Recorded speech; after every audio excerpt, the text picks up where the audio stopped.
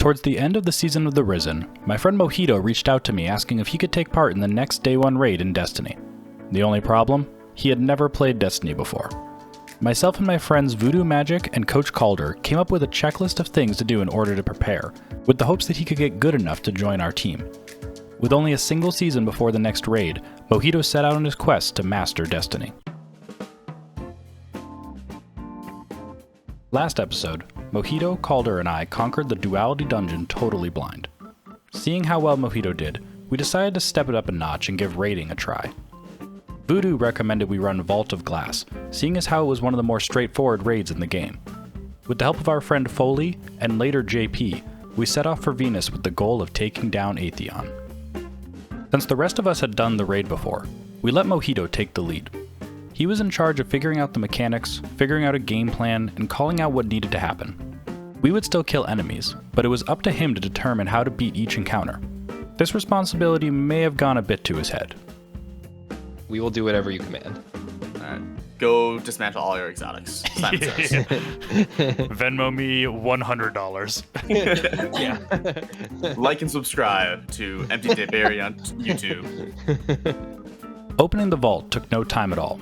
Mojito quickly figured out that we needed to stand on all 3 plates to open the door. We split into teams, held our ground against the Vex, and opened up the doorway to the Vault of Glass. We headed into the vault, with a quick detour to grab some extra loot. Okay, follow me.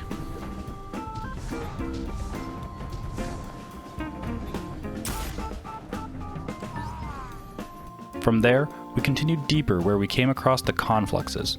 The game pretty much told us what to do, so we set about defending them from destruction. We broke up into separate teams again to clear out the enemies. The encounter was a breeze, with only a small wrinkle. Everyone assumed that someone else had put on an overload mod to deal with the champions. Hot swap overload! Hot swap overload! Oh yeah, there's an overload guy. There's an overload guy in the middle. Hold on. After a few minutes of killing wyverns, champions, and other trash mobs, the confluxes were saved and we moved on to dealing with the oracles. Oracles is the first encounter where you need to use an actual mechanic. If you don't destroy the oracles in the order they appear, everyone will be given the debuff marked for negation. The debuff will kill you unless you cleanse in the middle of the room. Why don't you purify yourself in the waters of Lake Minnetonka? We got lucky on the first try and accidentally stumbled into getting the first 2 oracle sequences purely by chance.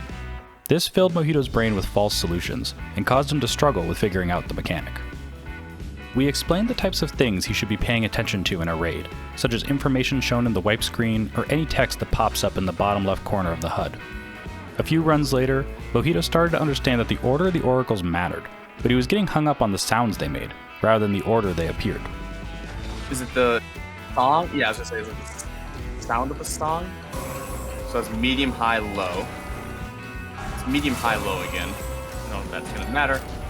Got it. I got one on me. Is mayonnaise an instrument? None of us are particularly musically inclined, so it's a good thing the order was the important part. Mojito started putting the pieces together in the next run.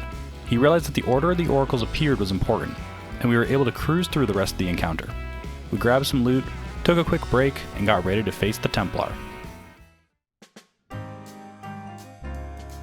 To give Mojito the true Templar experience, we had him be in charge of the relic, while the rest of us cleared enemies and did boss damage. However, we forgot that he was very new to Destiny, and had no idea that he could use a super while holding the relic. So, is anything changing about your HUD? It's slowly going up, yeah. Something's charging, so I have like supercharging, so I probably just have to hold off on that. Wait for it to charge maybe wait up. until that fills up and see what happens. After some rather subtle hints, we got to our first damage phase. We cast our supers, fired our heavy weapons, and pulled out all the stops for about 5 seconds. After which, the Templar teleported away and became immune. Now, we had to begin the tedious process of helping Mojito figure out the next step, standing in the circles to stop the Templar from teleporting. So it says he's attempting to teleport Change. right now.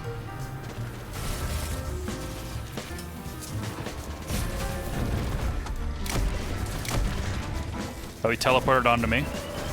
So there was a big circle on the ground near me when it said he's time to teleport, and then Yep. he went to there. So if we maybe stand on it, it would stop him from teleporting or something? Maybe? Or maybe I have to go over there. Yeah, let's That'll try be that. what I'll try next. Okay, sure. Afterwards, Mojito asked to try doing boss damage now that he knew the mechanics, so we swapped to having Voodoo run the relic. With the now extended damage phases and the team firing on all cylinders, we defeated the Templar and delved deeper into the Vault of Glass. There we go. Nice.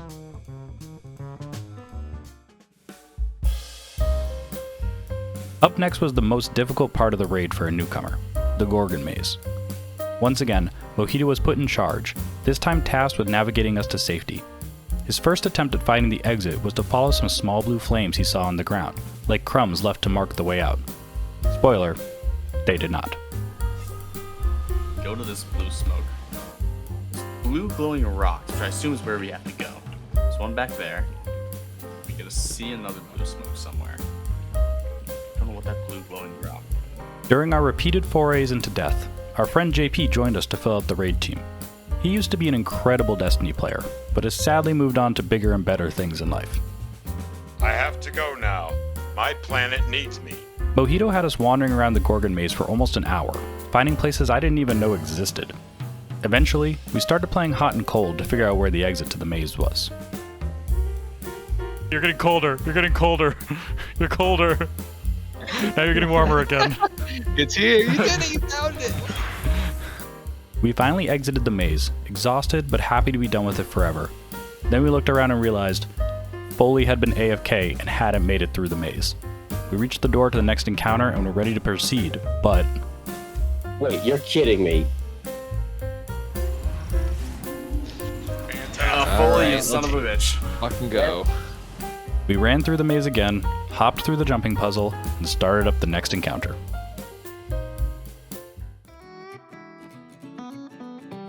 Mojito took the lead once again in the Gatekeeper encounter, jumping through the portals and killing enemies. It took a few runs for him to get his bearings and learn about using the relic to stop the Minotaurs from getting to the confluxes. It's turning very red. Did someone have I don't think we get it. I had the relic. That's the hard part. Going on to the right. You can't go through. You have to drop it. How do I drop? Vex sacrificed itself to the conflux. Oh no. And So we we died. Okay, so I think it sounds like we have to keep having someone keep going through. There has to be 2 people guarding the gates at home, 1 person on each side in the gates, trying to keep enemies away, and then at least 1 person going through with the relic to go take out Praetorians when they show up with the shield. Once Mojito figured out the swapping mechanic to deal with the debuff that prevents you from passing through the gates, it was smooth sailing. We were through this encounter in about 10 minutes, which blew my expectations out of the water. All that stood between us and Mojito's first raid clear was Atheon, the Times Conflux.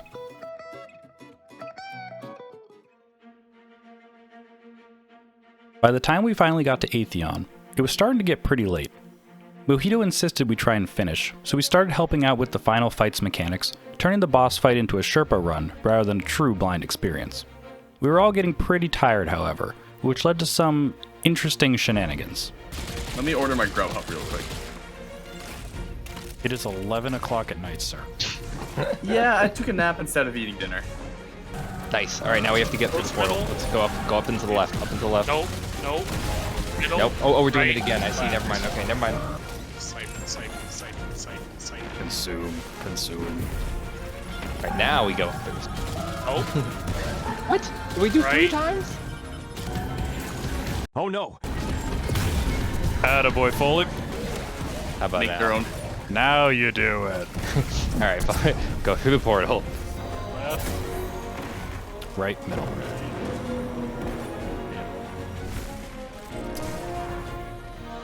It was left, right, middle. Guarantee you. We eventually found our footing, consistently destroying the oracles and getting through damage phases. However, we had some issues actually finishing Atheon. We got Atheon to a sliver of health twice before wiping to something dumb. Oh, is it? Repeat it. What is it? Accidentally hit right click and went right off the side. Somebody cleanse, please. JP? Won't let me. Hold on. Drop it. Okay, got it. There you go. Gotta shoot that last one. There we go. Oh my god. What's going on in there, boys? After 2 hours stuck on this fight due to a combination of miscues, sleep deprivation, and general idiocy, we finally managed to shut down Atheon and finish the Vault of Glass raid. Congratulations, you've completed your first raid. Yay!